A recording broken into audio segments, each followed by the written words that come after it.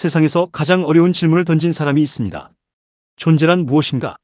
2000년 넘게 아무도 제대로 묻지 않았던 그 질문을 들고 나타난 철학자. 그런데 그 사람이, 인간의 존재를 가장 치열하게 탐구했던 그 사람이 역사상 가장 큰 비인간적 이데올로기에 손을 내밀었습니다. 나치즘입니다. 존재의 의미를 평생 붙들었던 사람이 왜 수백만 명의 존재를 지운 체제를 지지했을까요? 이것은 단순한 정치적 실수가 아닙니다.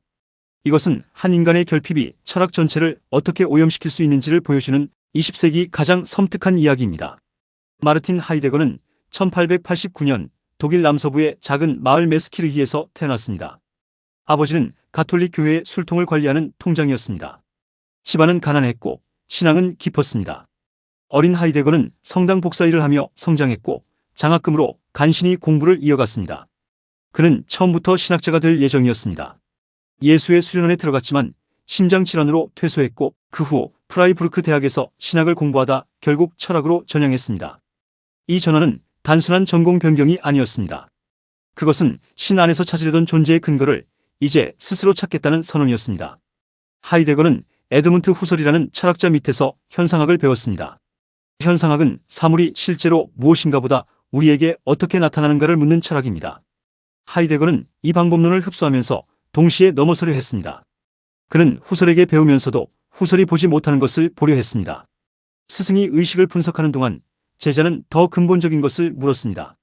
의식을 가능하게 하는 존재 자체란 무엇인가? 이것이 하이데거 철학의 출발점이었습니다. 1927년 하이데거는 존재와 시간을 출판합니다. 그의 나이 38세였습니다. 이 책은 출판 즉시 독일 철학계를 뒤흔들었습니다. 왜냐하면 이 책은 2000년 서양 철학이 외면해온 질문을 정면으로 들이밀었기 때문입니다. 존재란 무엇인가? 플라톤도 칸트도 헤겔도 존재자에 대해 이야기했지만 존재 자체에 대해서는 제대로 묻지 않았다고 하이데거는 주장했습니다. 그는 이것을 존재 망각이라 불렀습니다. 서양 철학 전체가 2000년 동안 가장 중요한 것을 잊고 살았다는 선언이었습니다. 존재와 시간의 핵심 개념은 현존재입니다. 독일어로 다자인 직역하면 거기 있음입니다. 하이데거에게 인간은 단순한 사유하는 주체가 아닙니다. 인간은 언제나 이미 세계 안에 던져진 존재입니다. 우리는 태어나고 싶어서 태어난 것이 아닙니다. 특정 시대, 특정 언어, 특정 문화 안으로 내던져졌습니다. 이것을 그는 피투성, 즉 던져짐이라고 불렀습니다. 그리고 그 던져진 상황 안에서 우리는 가능성을 향해 스스로를 기투합니다. 이 피투성과 기투성 사이의 긴장, 그것이 인간 존재의 본질이라고 그는 말했습니다. 그리고 하이데거는 가장 핵심적인 개념을 꺼냅니다. 죽음입니다. 그에게 죽음은 끝이 아닙니다. 죽음은 인간 존재 구조의 핵심입니다. 우리는 언제나 죽음을 향해 존재합니다. 이것을 그는 죽음을 향한 존재라고 불렀습니다. 대부분의 사람들은 이 죽음의 현실을 외면하고 군중 속에 자신을 녹여버립니다. 그는 이 상태를 다스만, 즉 세인이라고 불렀습니다. 평균적인 일상인 아무도 아닌 누군가. 사람들은 이렇게 한다는 말 속에 자신을 숨기는 존재. 하이데거는 이 상태를 비본래성이라고 했습니다. 그리고 죽음의 불안을 정면으로 껴안을 때 비로소 본래적 실존이 시작된다고 했습니다. 이 철학은 실존주의 전체에 거대한 씨앗을 심었습니다. 사르트르는 하이데거 없이는 없고 카미도 하이데거 없이는 다릅니다. 메를로, 퐁티, 레비나스, 데리다, 푸코까지 20세기 프랑스 철학의 절반은 하이데거가 던진 질문들과 실험하며 자랐습니다. 그 영향력은 철학을 넘어 건축, 문학, 심리치료, 인공지능 철학에까지 미쳤습니다. 그런데 이 시점에서 멈춰야 합니다. 1933년입니다. 히틀러가 독일 총리가 된 그 해, 하이데거는 프라이부르크 대학 총장이 됩니다. 그리고 나치당에 입당합니다.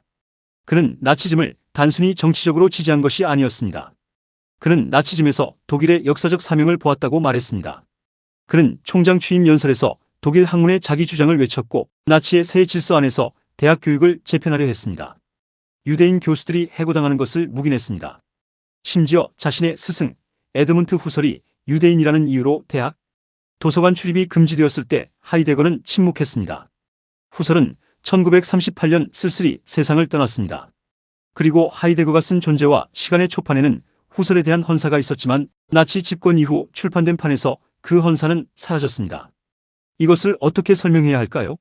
하이데거 본인은 말년의 나치즘과의 관계를 최소화하려 했습니다.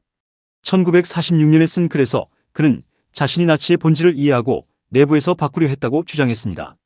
1966년 슈피겔지와 인터뷰에서도 그는 제대로 된 사과를 하지 않았습니다.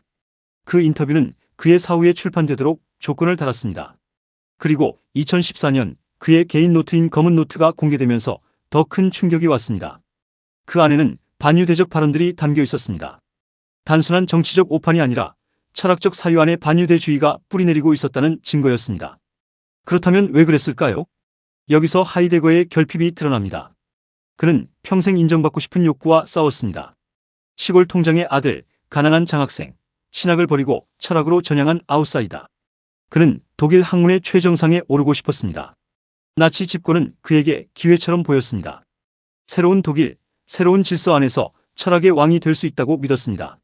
그는 자신의 철학이 나치즘의 정신적 토대가 될 수 있다고 착각했습니다. 혹은 착각인 척했습니다. 본래적 실존을 설파한 사람이 가장 비본래적인 방식으로 권력에 굴복했습니다.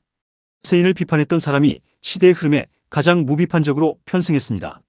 이것이 하이데거의 가장 큰 모순이자 결핍입니다.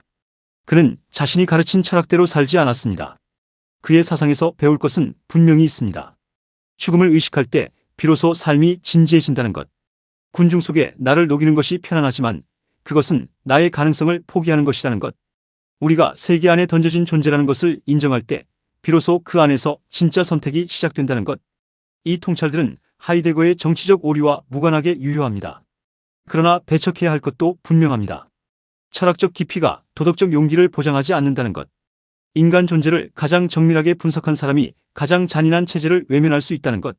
지식과 윤리는 자동으로 연결되지 않습니다. 그것은 선택입니다. 하이데거는 그 선택의 순간에 실패했습니다. 하이데거는 1976년 5월 26일 메스키르이에서 세상을 떠났습니다. 그는 자신이 태어난 곳에 묻혔습니다. 그의 묘비에는 아무 말도 없습니다. 작은 별 하나만 새겨져 있습니다. 평생 존재를 물었던 사람의 마지막이었습니다. 어쩌면 그것이 하이데거 자신의 고백인지도 모릅니다. 말로 다 설명할 수 없는 것. 그러나 그 침묵은 해명이 아닙니다. 철학은 살아내야 합니다. 그것을 가르친 사람이 그것을 가장 잘 보여주지 못했습니다. 영상이 도움되셨다면 구독과 좋아요 부탁드립니다. 다음 시간에는 존 스튜어트 밀의 더 위대한 콤플렉스로 돌아오겠습니다. 시청해주셔서 감사합니다.